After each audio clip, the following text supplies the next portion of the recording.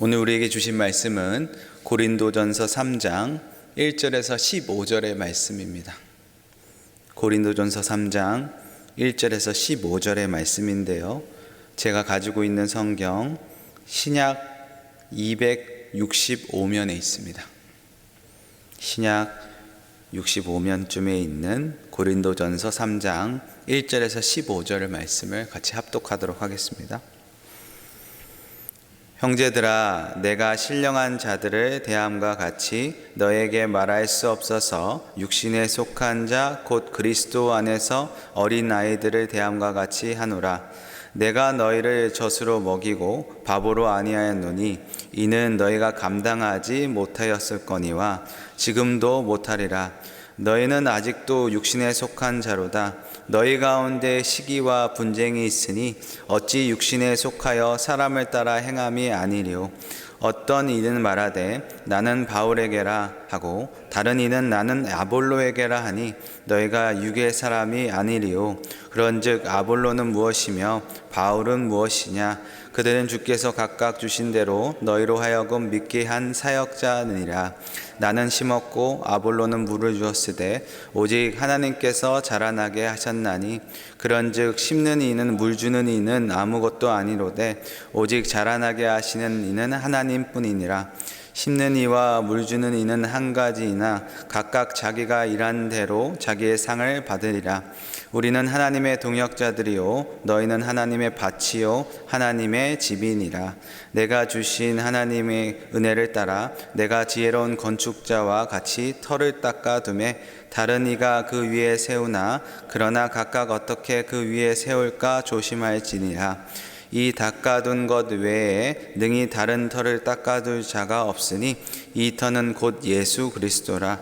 만일 누구든지 금이나 은이나 보석이나 나무나 풀이나 지푸로 이 터 위에 세우면 각 사람의 공적이 나타날 터인데 그 날이 공적이 밝히니니 이는 불로 나타내고 그 불이 각 사람의 공적이 어떠한 것을 시험할 것입니다. 만일 누구든지 그 위에 세운 공적이 그대로 있으면 상을 받고 누구든지 그 공적이 불타가 해를 받으리니 그러나 자신의 구원을 받되 불 가운데 받는 것은 같으니라. 아멘. 바울의 책망이 다시 시작됩니다. 1절인데요. 제가 다시 한번 읽겠습니다. 형제들아, 내가 신령한 자들을 대함과 같이 너에게 말할 수 없어서 육신에 속한 자 곧 그리스도 안에 너희 어린아이들을 대함과 같이 하노라. 네, 분명히 책망입니다. 고린도 교인들이 신령한 자들이 아직 되지 못하고 여전히 육신에 속한 자라는 것을 책망하고 있는 것이죠.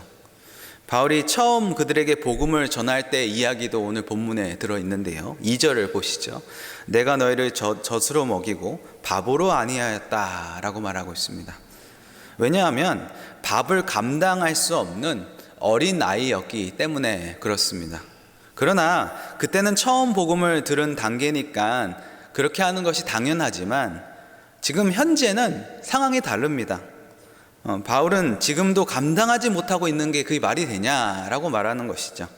그 이유는 분명하게 3절에서 드러나는데요, 아직도 육신에 속한 자로 남아있기 때문이라고 말하고 있습니다. 바울이 무엇 때문에 그렇게 됐다고 책망하는 것이죠? 3절에 그 이유가 나와 있는데 3절을 제가 다시 한번 읽겠습니다. 너희는 아직도 육신에 속한 자로다. 너희 가운데 시기와 분쟁이 있으니 어찌 육신에 속하여 사람을 따라 행함이 아니리요. 그 이유가 분명히 드러나죠. 뭐죠? 바로 시기와 분쟁입니다. 이미 분쟁이라는 단어는 우리가 앞서 1장에서 봤습니다. 1장 11절 제가 읽겠습니다. 내 형제들아, 글로의 집의 편으로 너희에게 대한 말이 내가 들리니 곧 너희 가운데 분쟁이 있다는 것이다.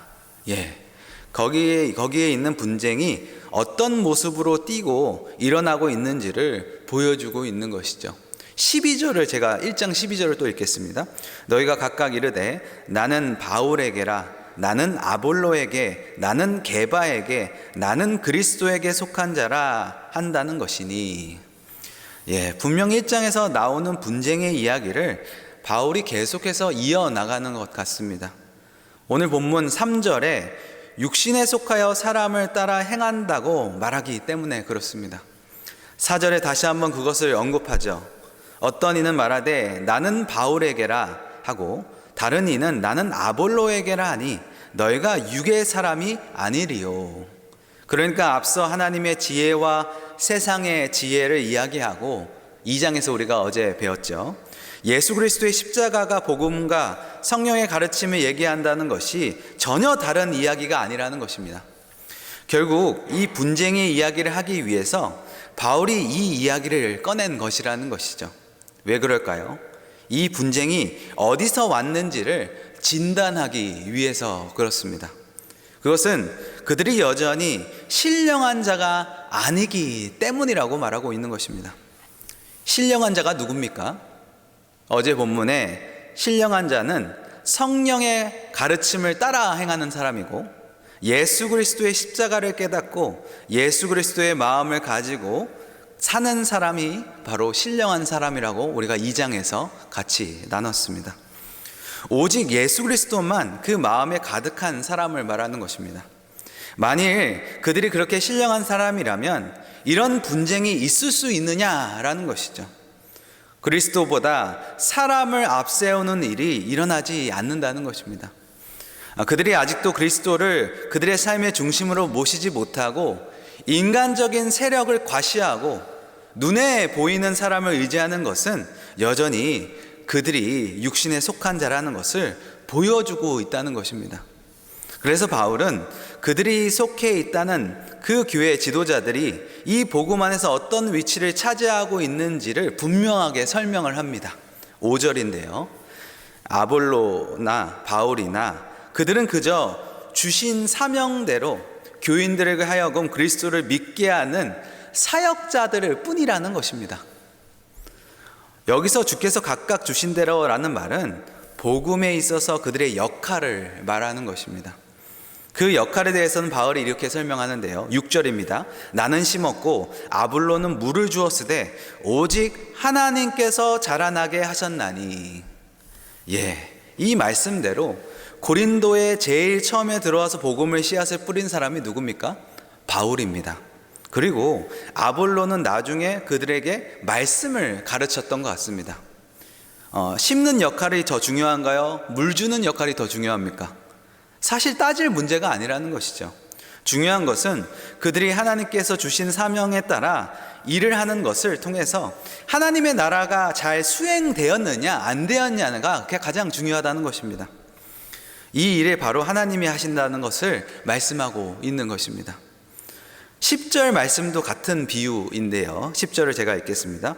내게 주신 하나님의 은혜를 따라 내가 지혜로운 건축자와 같이 터를 닦아두매. 터를 닦았다는 이야기는 바울이 고린도 교회에 처음 복음을 전함을 교회의 기초를 닦았다는 것을 말하고 있는 것입니다. 그리고 다른 이가 그 위에 세웠다는 것은 아마 아볼로를 이야기하는 것 같습니다. 그러나 꼭 아볼로만을 이야기하는 것 같지는 않습니다. 각각 어떻게 그 위에 세울까 조심하라 라는 말씀을 보면 고린도 교회에 어떤 또 다른 사역자가 와서 각각 자기의 부르신 사명대로 은사대로 교회를 위해서 일할 거라는 사실을 전제하고 있기 때문에 그렇습니다. 지금 우리 교회도 마찬가지죠. 우리 삼성교회도 처음에 세워 기초를 닦은 사역자가 있었습니다. 그리고 그 뒤를 이어 하나님이 주신 은사대로 수많은 사역자들이 와서 사역을 했습니다. 마찬가지인 것이죠. 그러나 누가 그 터 위에 어떤 건축물 형태를 짓든지, 다시 말하면 어떤 사역을 펼쳐든지 조심해야 될 것이 있다고 바울은 말하고 있습니다. 그것은 바로 11절인데요.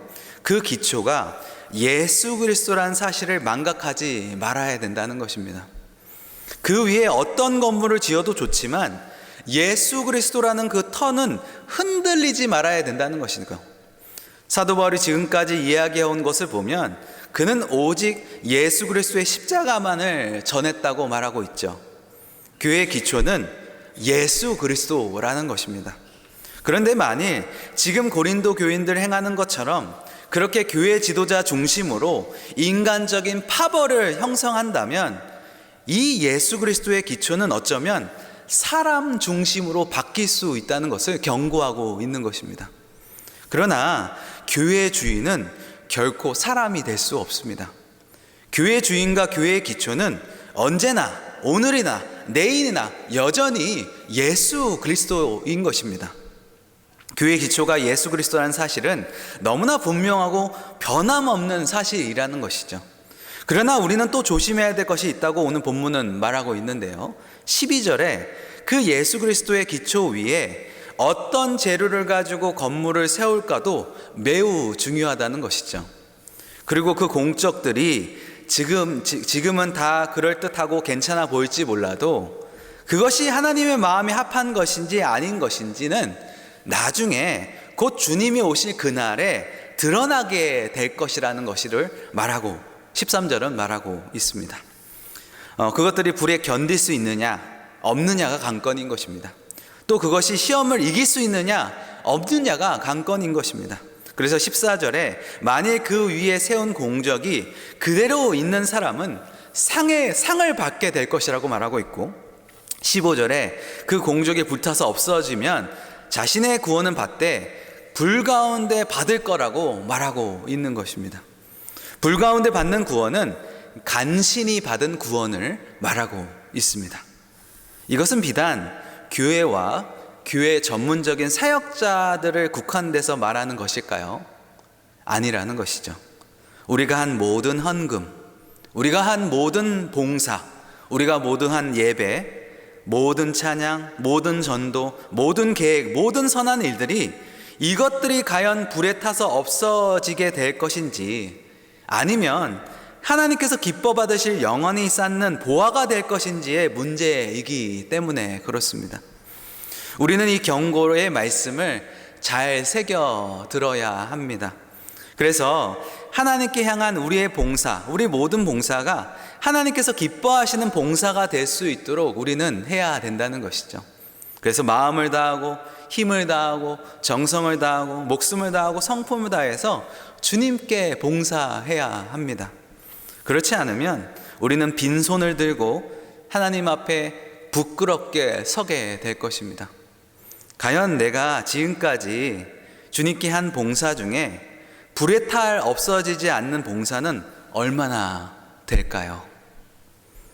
오늘 말씀을 생각하시면서 예수 그리스도의 터 위에 바로 우리의 모든 것들을 세워나가시는 우리 모든 삼성의 성도님들 되시길 주님의 이름으로 축원해 드립니다.